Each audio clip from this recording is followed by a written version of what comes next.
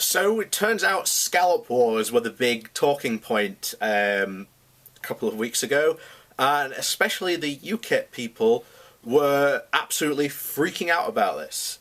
But as usual, this goes a lot deeper than just Brexit, and how, again, this article here, I've got to stop saying that.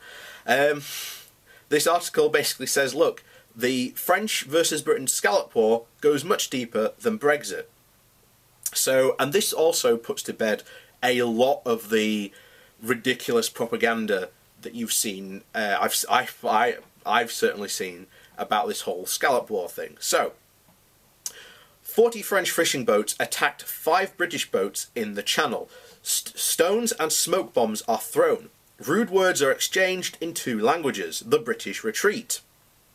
Similar incidents have been happening for 15 years, or arguably the last 900 years. The rights and wrongs are complicated. And yesterday evening, French boats were undoubtedly the aggressors. They put to sea not in order to fish, but to harass the English and Scottish boats that had entered their waters. It was foolhardy for the French fishermen, but they do have their reasons to be exasperated. The latest outbreaks of the Brie de la Seine Scallop War should not be seen in the context of Brexit and the deep uncertainties and exaggerated expectations encouraged by simplistic and vague plans of the UK to reclaim our seas and our fish. The ironies are abound. In this dispute, British boats are asserting their right to fish in French waters, even though they are closed to French trawlers. This right depends on EU rules, but it predates the EU fishing policy. In any case, the row is not about France versus Britain. It is about big boats versus small boats, and the ecological damage caused by modern methods of industrial scale fishing. First, some facts. The clash took place in French waters. This is to say about 15 miles from the French coast at a point where the channel is about 100 miles wide, well beyond any possible legal definition of British waters. Now, I saw a lot of kippers saying that this has happened in British waters. It didn't. It happened in what would be considered and classed as French territorial waters. And there were about 40 French boats and 5 British boats, but the French boats were tiny and the British boats were large. Since so much has been said about European boats pillaging British fishing grounds, it is worth dwelling on the fact that this was one of the many cases in which the UK registered boats depended on access to European waters. The scallop ground off the Normandy coast are among the richest in the world.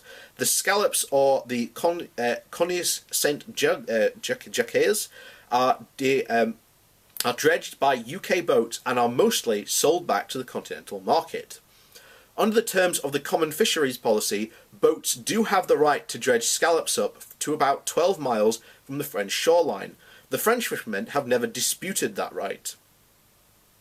They do, however, accuse British boats of fishing inside the French 12-mile limit.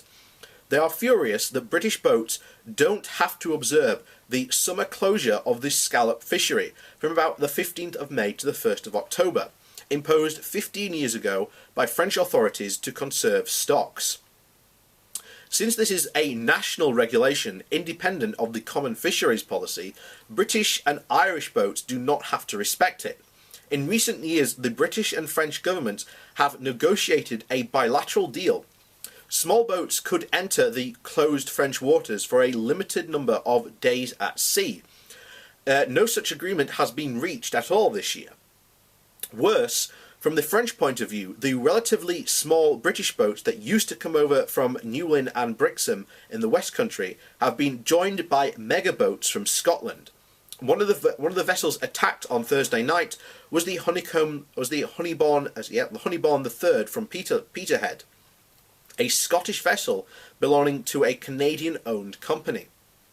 The French fishermen complained that the large boats with the heavier dredging tackle and freezing equipment are capable of hoovering up enough scallops in one day to keep local fishermen in work for a month. They also claim that this has disrupted that the large ships leave the seabed like a plough field. One British crew leader says, off the record, that dredging is an awful kind of fishing. Not at all fishermen want to be dredgers. It leaves the marine environment in a terrible mess. The aggressively pro-Brexit Fishing for Leave organisation, which represents a relatively small number of British fishermen, say that the Seine Bay dispute reveals French hypocrisy. European fishermen have been pillaging 60% of the British fish in waters for the last 3 decades. Fishing for Leave claims, why should they object to a few British boats entering French waters? In truth, the Seine Bay War is a storm warning, and it shows what may happen on a wider scale if a hard Brexit removes all common rules for management of fisheries in European seas. It is also a useful reminder that some British boats rely heavily on European rules for access to their prey and the single market to sell their produce. Above all, as one leading British voice pointed out, it shows how complicated fisheries policies actually is. We have access to those waters because of historic rights that go back to well before the common fisheries policy. The same applies to the French and the other fishermen in our waters. Those rights will not disappear with Brexit, whatever some politicians and fishermen leaders may say. So that's just, I think, a bit more background. I think it gives a better background, at least than what the UKIP people have been saying about this whole situation. You know, this is one of those situations where the French have a complete point. The area in question has been, has a limited area where these guys can go and fish. But the problem is you get these, again, a big fishing boat that comes and does this and literally dredges up, and as I said in the article, does in about one day what it would take a small boat 1 month of work to do. So there is an actual probably serious problem there, not just in terms of fishermen making money, but in terms of like the environmental protection of the area and preserving the area so that future fishermen can actually use that area to fish. That is an important point to try and do. Now, this whole thing about what Leave EU said about, what was it, Fishing for Leave said, what did they say? Just so we've got it right. So, the European fishermen have been pillaging 60% of the British fish in British waters. This isn't actually true. Most of the best and most fished areas are actually in Norwegian waters. And yet, here's the thing. Upon a hard Brexit happening, the area to which British fishermen can fish is reduced by something about 66% to where they can go and actually fish. Because the British fishermen, again, all the European rules and regulations are then gone and closed. This means that we will have to heavily regulate the British fishermen in our waters.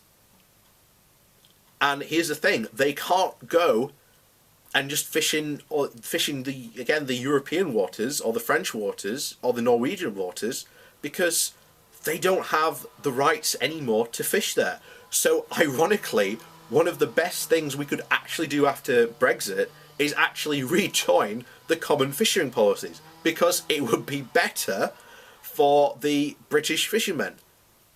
It's an ironic situation, but there you go. And what we actually need to do is, rather than leave it up to someone like Nigel Farage, who did nothing for British fishermen while he was an MEP and was on the British and was on the European Fisheries Board, again, we've done videos on that back in the past about how he literally turned up to one meeting of 36 of laws and things that were being discussed, and because he didn't turn up, British fishermen did not have a voice at the table. It took, as we said, I can't remember the Scottish guy's name now, but it was he's like a TV chef, glasses and like long fuzzy hair. Can't remember his name now, but it took him and a petition to get the rules that would help British fishermen, that Nigel Farage wasn't there to argue on behalf on, to actually do. So, you know, that's again an important point that is often left out of this conversation. And now you literally have this situation of, there are lots of, especially port towns and fishermen, who are like, actually, hold on, we need and we rely on the fishing in the European waters in order to survive. So I fully expect there to be, when we leave, a call from the British Fisheries Group, probably, or in most ironic terms would be if Fishing for Leave turned around and said, yeah, actually we want to rejoin the Common Fisheries Policy because it actually was a good thing. So I expect that to see a lot happening post-Brexit, because that will be quite fun. It will happen, trust me. But yeah. Oh, I can't wait for that to start happening. It's going to be so funny.